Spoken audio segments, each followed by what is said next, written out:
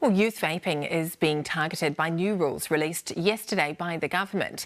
It's banning alluring names for vape flavours and disposable single-use vaping devices.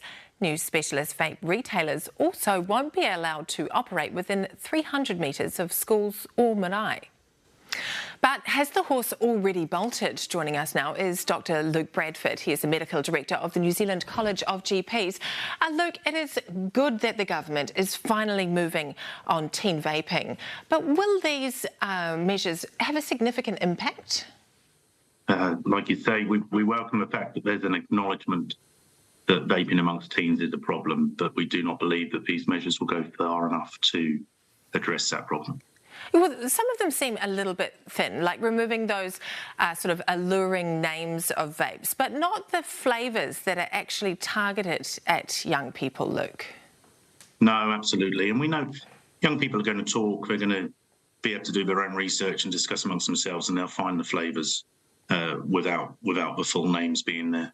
Yeah, and the clampdown as well on those vape stores around schools and marae, but those stores, many of them already exist, don't they?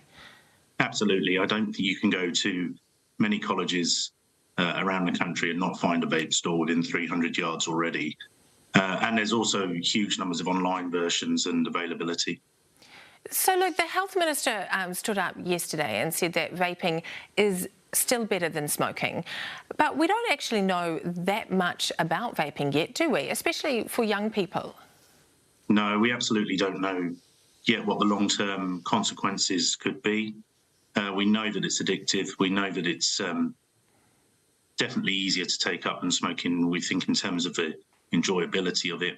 And we're benchmarking against something that is really very bad. I mean, smoking will kill 2/3 of its users prematurely. So to set that at the bar is pretty low.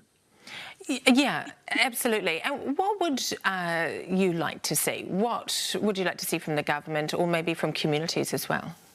Well, I think there is a loud community voice out there. I hear from a lot of principals and concerned parents most days around the sort of pandemic level of smoking in our college children especially.